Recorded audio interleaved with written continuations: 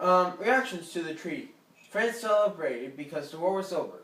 Most people approved of the reparations that Germany got, which was more or less having to pay money for causing a war or whatnot, but they had to pay the Allies. They were glad that Germany could not have troops super close to their border, and now they had more income with coal mines that they got from the new land that they got. And they hoped that would bring in more money for France. They hoped that the League of Nations would keep the peace. And people still thought that Germany was a threat, and they thought that they suffered more than Germany. When Clemenceau tried to be president of France, he realized that many people didn't like the treaty because other people tried to oppose him from being president. This is a French newspaper talking about the Treaty of Versailles and about how it stops Germany from ever creating a war again. Next slide. Italy had some territorial changes. Italy changed sides in the middle of the war because France and Britain said that they would give them the Adriatic coast to them at the end of the war. But except for they were only given two small areas of Istria and the South Tyrol. But the Adriatic coast was made into a new country. Italy was upset because France and Britain didn't keep up their end of the deal. This is Italy before World War I, and this is Italy after World War I, and they're getting a little bit of territory up there. Next slide.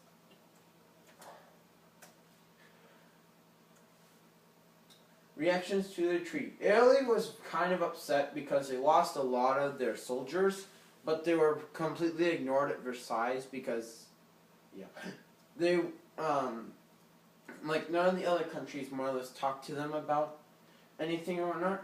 They also didn't get the land France and Britain promised them. And Italy had debts to America that they had to pay, and almost half the people were unemployed. Next slide.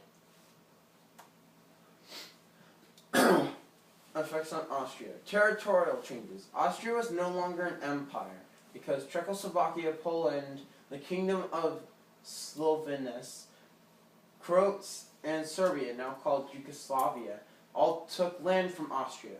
They also lost the South Tyrol, Trieste, and Trento, and Istria to Italy, and Bunkovra to Romania. Hungary also became an independent state and lost land. The red outlines what they were in 1914, and the gray outlines the current boundaries. Now, next slide. Effects on Austria. The reactions to the treaty wasn't all that much because Austria was not affected by the Treaty of Versailles as much as like Germany. They had to sign other treaties, however, and lost some of their land. Austria-Hungary became two different countries, Austria and Hungary. Austria signed the Treaty of Saint-Germain, and Hungary signed the Treaty of Trianon. They both had to reduce the size of their armies and pay reparations. However, their punishment was way less harsh than Germany's punishments were. Next slide. Reparations of World War I. Germany, Austria, Hungary, and Bulgaria had to pay Britain, France, America, and Italy. The first amount that was thought to do was £1 billion. France wanted them to pay more, so it was then raised to £4.5 billion, and then £12.5 billion. The League of Nations later decided on £6.6 billion in parts till 1984. But when Germany started protesting around the 1930s, Germany had an economic crisis, and by 1932 the reparations stopped. And this is inside of dollars, and I think like modern day dollars, how much the Germans had to pay.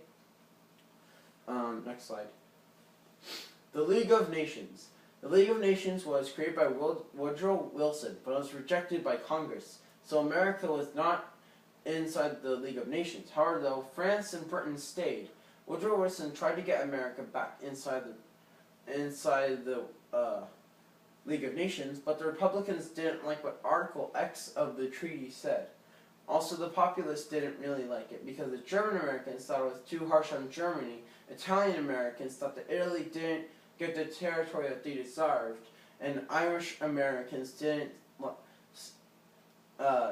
like that. They didn't see that the Irish wanted independence from Great